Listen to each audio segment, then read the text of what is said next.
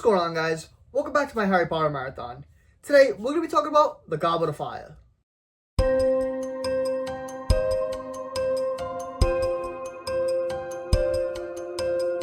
So right off the bat, Goblet of Fire is one of my favorite films for entertainment purposes.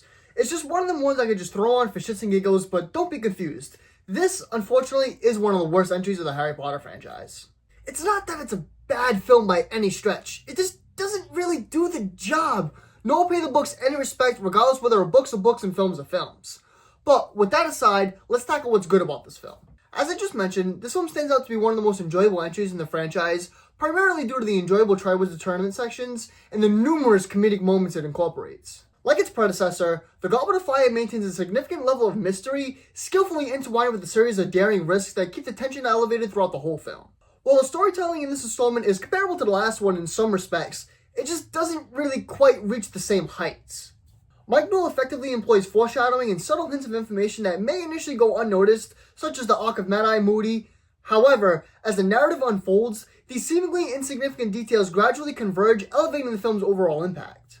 Despite its strengths, The Goblet of Fire does contain a considerable amount of filler, exposition, and wasted potential.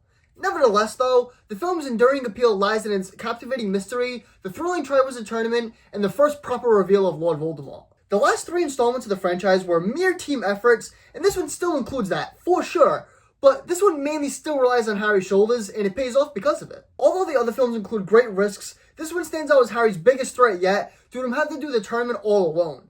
Although matured greatly from the last few films, his youth and inexperience in magic make him vulnerable, and you can't help but feel like he could expire at any moment. Now, although this film does feel like the biggest individual Harry Potter film, if you will, Mike Newell does a good job establishing Hermione and Ron as well.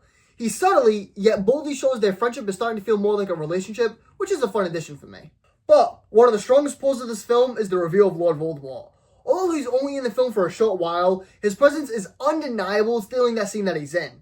Ralph Fiennes does a fantastic job as Voldemort in bringing this character to life, executing great power and a real threat. We also meet the new Defense Against the Dark Arts teacher, kind of, portrayed by Brendan Gleeson. He's one of my favorites and one of the coolest additions to the series due to his eccentric style.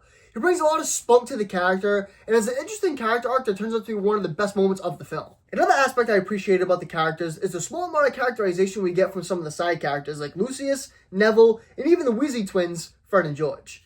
They all have their own moments here, which eventually pay dividends later on in the series. Now, although this film is one of my favorites just to throw on here and again, I have a lot of reservations with it. First, let's talk about Mike Newell. Put short, although he had some decent ideas to condense the book and make it the best in film format, although with some pretty cool shots, it almost felt like he was going against the grain. It seemed like he was trying to stand out for an individual achievement rather than working with the other directors. Alfonso Cuarón was actually on set for this, and he was like, alright, if you don't want to watch my whole movie, that's fine, but I just at least watch a portion of it so you can get a good concept of the tone we're after. And he didn't even do that. This does not pay off because he didn't take the necessary steps or research to get the best out of this film or pay homage to the source material. Another issue is the message of the film. It's not that they conveyed the wrong messages, but it almost felt like they went backwards with the tones. Prisoner of Azkaban was getting more mature and moving away from the kid-friendly style, becoming more mature and more for the adults or growing teens. However, this film like it was trying to appeal to the kids at times with its lighter tones and messages about friendship and everyday struggles. Which again, it's fine, it just kind of counteracts where the film was going.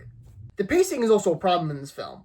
From the start, it seemed like it was kind of treading in a weird direction, then it sort of got itself back on track, only to have the entire second act feel like excessive fat, along with an inconclusive ending. This makes the extended runtime feel very dull. I can appreciate that some moments were fun and attempted to build character moments, but there were other ways of going about it to boost these characters in a cohesive manner.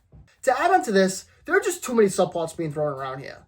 I'm sure some moments needed to be included to respect the book, but how they manufactured Ron and Harry's beef felt very unnecessary, along with Harry's love interest and Hagrid's love interest. It almost seemed like they were just trying to give Ron something to do, but making Ron feel jealous of Harry when he's supposed to be a loyal best friend just seems very uncharacteristic, and overall just a weird straw that would break the camel's back. My final concern is the lack of explanation for significant plot points. Were they truly essential? Maybe not, but they failed to provide insight on the origins of the other two schools and the reasons why they attended that school instead of Hogwarts.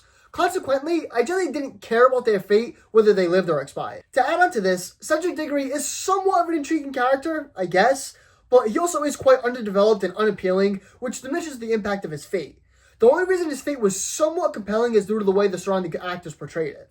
Overall, it may seem like I didn't like this movie, and I kind of put it out there like it isn't a good movie. But truth be told, there's still a lot of good bits about it.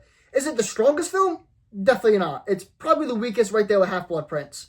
But does it serve the purpose of it entertaining and continuing the franchise? Yes. Goblet of Fire gets a 6 out of 10 from me. Let me know what you think about Goblet of Fire in the comments below, and stay tuned for Order of the Phoenix. See you guys in the next one.